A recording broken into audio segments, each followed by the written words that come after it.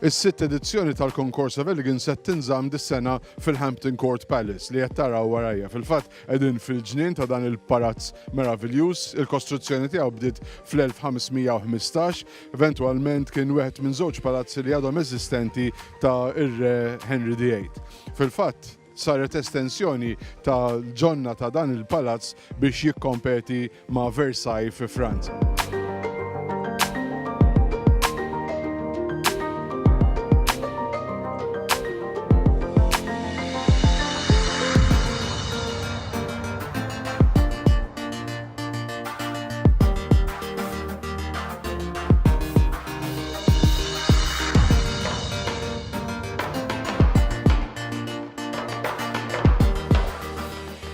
Qiegħed ma' Tim Hennig li fil-fatt ir-responsabbiltà tiegħu huwa li jikkura il-vetturi antiki tal-ditta Jaguar Land Rover. U miegħu ħanaqsmu ftit ħsibijiet fuq il-kollezzjoni ta' vetturi klassiċi li għandha din id-ditta. So, I was explaining that your responsibility is to take care of the heritage of the Jaguar Land Rover brand. What exactly does your unit do?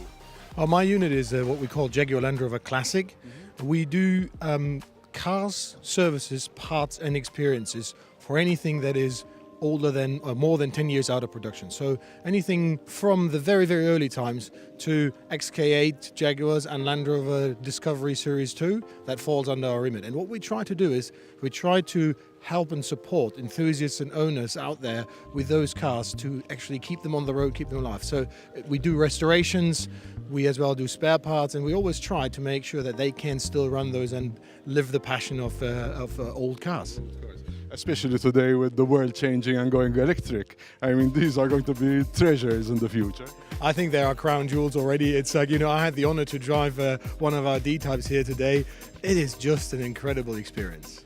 You actually have an impressive collection of vehicles of your own as an organization. Yeah, absolutely. I think very, very specifically Jaguar collected a very, very important historic collection, which is brought as in form of a trust. So that's about 150 vehicles. There is that long-nose D-type in there. There is the Le Mans winning Group C car from '88 in there. So a lot of very, very important cars. And then we have a lot of road cars as well that we collected as a company. So overall, we have about 750 cars. Which is impressive for a niche brand. Yeah, I think because it's a rich history. If you look what all the different things had, but we not only it's not all of them are Jaguars and Land Rovers. We as well have a few other branded cars, but it's a fantastic issue to have. Yeah.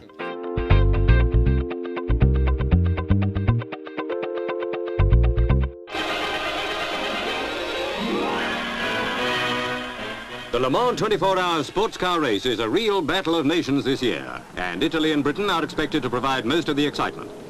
The factory teams of Ferrari and Maserati are a powerful force. Main British hope lies with the Jaguars, all privately owned. Last year was a Jaguar victory for Flockhart and Sanderson, and they're both driving today in separate Jaguars. Today's event, we're looking at possibly 5 of the most prestigious cars the company ever built.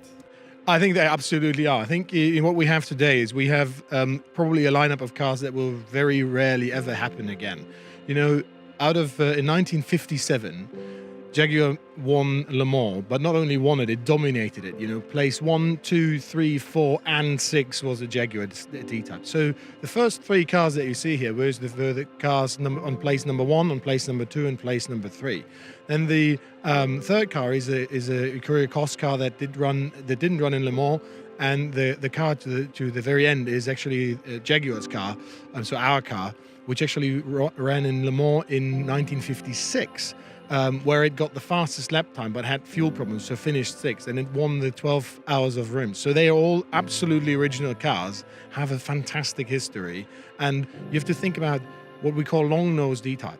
They are the latest generation of it. Only 12 were ever built, 6 were scrapped and dismantled, so there are only 6 left.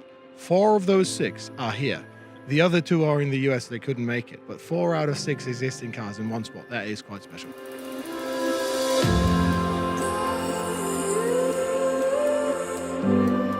What was special in terms of performance regarding these cars? I think the the real special thing about the D-types, why they were so successful, were that they were such a fantastic package. The D-type was the first car that had this design that Malcolm Sayer did from the aero industry, where the center part was a monocoque, and then there is a rear frame and a front frame which holds the chassis. Then it was combined with a fantastic brake setting. The packaging is ultra small if you compare them to other cars in that. So other cars had more power, but they didn't have the drag, they didn't have the brakes, etc. So the package was fantastic. And they were very well designed to go on the Mulsanne straight with an incredible speed. How are they to drive today? It is Apart from being reasonably cramped, because I saw you and Ian Callum very tightly squeezed. I'm a bit tall for it, but it's it's hard, it's work, but it's so rewarding. It's such lovely. It's the noise is beautiful. They have fast. They're incredibly fast cars. It is a pure race car that you can use on the road. It's beautiful. Thank you very much.